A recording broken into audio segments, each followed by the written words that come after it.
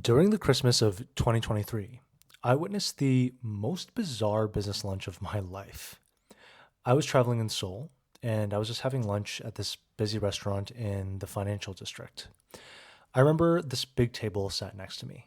Maybe there were 12 people there, and all of them were eating in silence. Then, suddenly, everyone stood up and bowed to this one man. He paid for the meal, they opened the door for him, let him walk out first, and followed behind quietly in single file. Now, you may have never treated your boss that way before. I certainly haven't. But most Asian professionals I meet in the Western workplace do tense up around senior leaders. And I get it. That tension that we feel, it's not respect, it's fear in a suit. And I get it because I've worn that suit before. Maybe you have too. If, like me, you grew up in a traditional Chinese family, you probably learned early to fear authority. You learned that the safest way to deal with fear is to stay quiet and follow the rules. That's what scared children do, right? You learn to never question the teacher, never talk back to your parents, never embarrass yourself in front of someone important. Well, years later, that same instinct has now followed you into your career. And at team events, that's why you huddle with your work bestie and you hope that your director doesn't come talk to you. But meanwhile, your coworkers are building those relationships that they need to succeed because they instinctively understand a truth about the Western workplace that to build trust, you need to show connection, not compliance. I know that growing up in Canada, I definitely saw this contrast everywhere between my white friends and myself. My white friends called their parents by their first names. They negotiated screen time and allowances if they didn't think that they had enough. They learned early that respect doesn't require obedience, it just requires connection. But Chinese culture, it runs on compliance. Ours is a culture of hierarchy. If I ever dared to call my parents by their first names, that was the easiest way to get a smack on the back of my head for being disrespectful. If I ever tried to negotiate my allowance, that's the fastest way to get no allowance at all. And if I ever tried to connect by talking about feelings, well, that was the best way to get them to interrogate me about my grades and homework instead. If your parents were anything like mine, they probably meant well. But their authoritative parenting style, which was trained into them by their parents, well, that trained dysfunctional behavior deep into your psyche.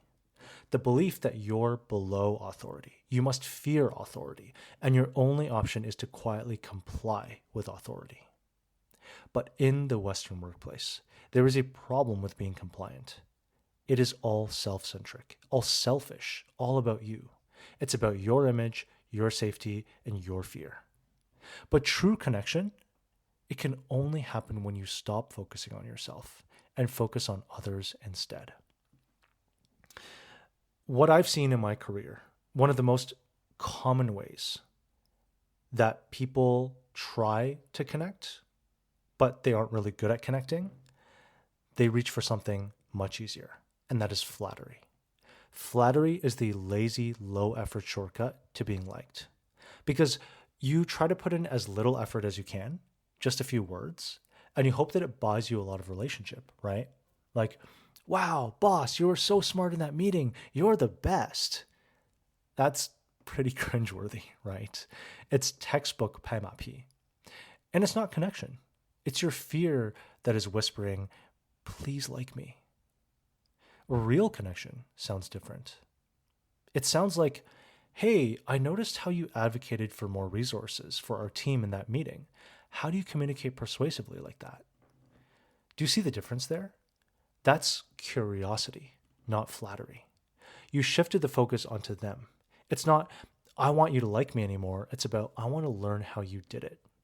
And of course, in the process, you achieve the same outcome of making the other person feel good. It shows your admiration, but it shows it through interest, not empty words. And if you listen for it, you will start noticing this more sophisticated form of flattery in what your coworkers do, maybe even the things that they say to you. So now I want to talk about 4 steps that you can take to build connection. Because by showing curiosity, you can definitely create connection, and you're giving them arguably the best compliment that you could give, which is, I want to know more about you, right? As Dale Carnegie once said, you can make more friends in 2 months by being interested in others than in 2 years by trying to get others interested in you.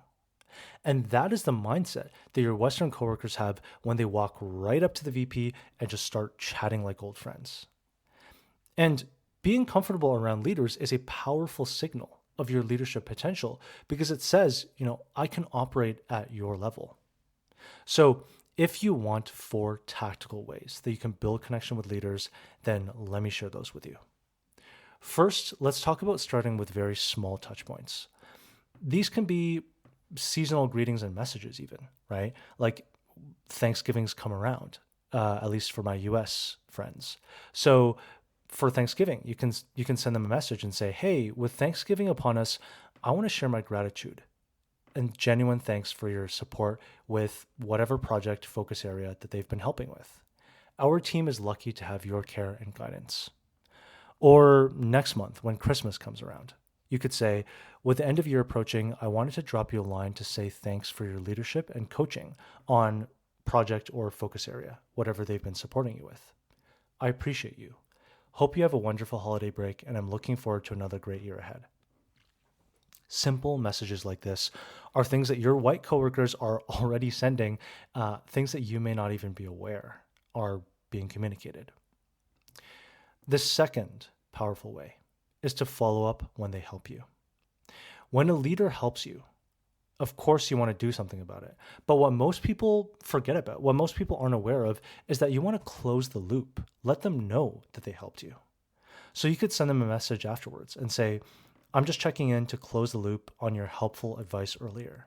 I tried what you suggested, and it made a big difference by whatever specific impact and results you want to share. Thank you again for your guidance. Third, let's talk about building rapport through curiosity. Instead of worrying about whether you sound smart, whether it is in a workplace party or when you're just chatting with your VP in the middle of the hall, shift your focus to learning about them. For me, a really helpful trick that I like to use is to imagine that I'm a journalist and my only goal is to write an article about their life and career. Because that mindset encourages me to treat our discussion with curiosity and a focus on them, not on myself. And this would lead me to ask questions like, how are you spending your time outside of work these days? Finally, the most important mindset that all of us need to take is to remember that leaders need to poop too. Leaders are people, just like us. I remember when I became a director, I realized how lonely it gets at the top because people stop joking with you. They get nervous around you.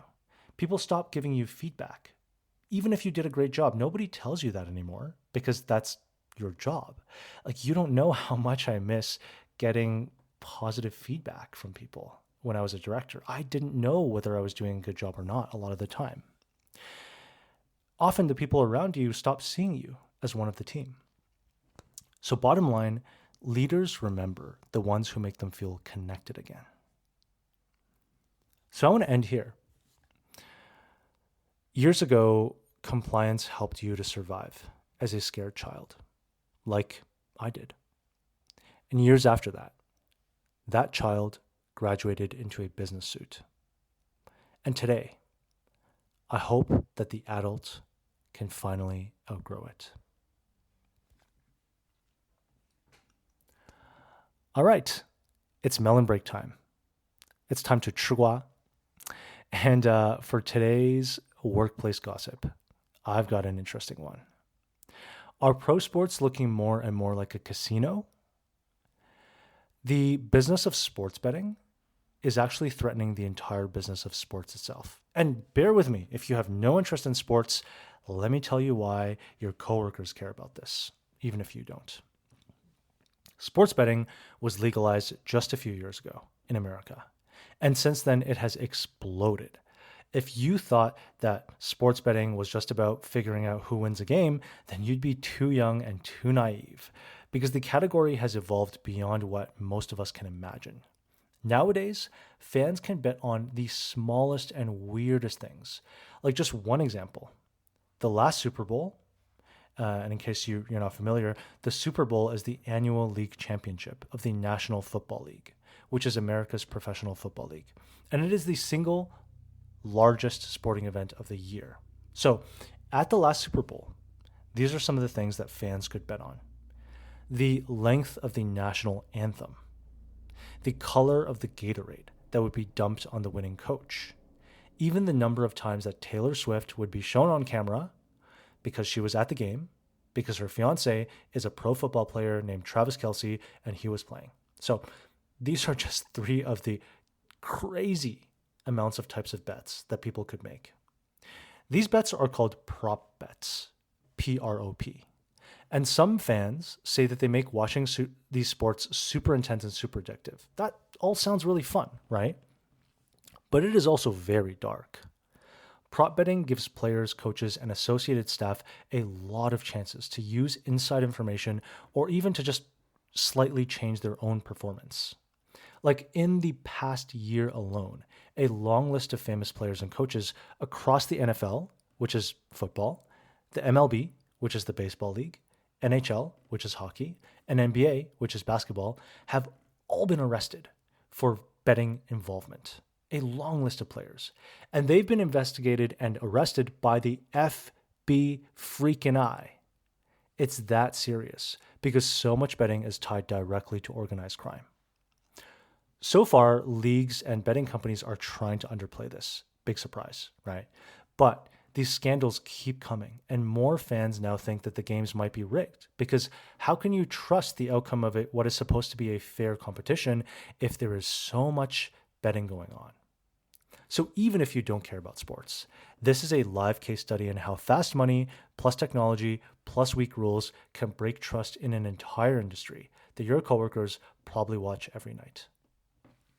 So here's how you can use this naturally during small talk. If you're chatting with coworkers, you can say, "Have you been following all these sports betting scandals? It feels like every week there's a new story, and it really makes you wonder how much you can trust what happens in each game." Or if you're chatting with your boss, then you can say, "These US sports betting scandals are interesting. I'm amazed by how fast growth, addictive product design, and weak regulation can destroy trust in a brand as large as a professional sports league."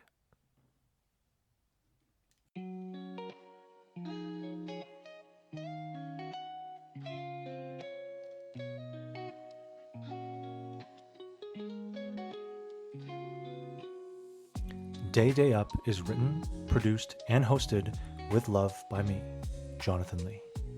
If you want to support high-quality, free podcasting for Chinese professionals, please like and review this podcast. It would mean so much to hear from you. That's all for today. 下次再见，职场小伙伴们。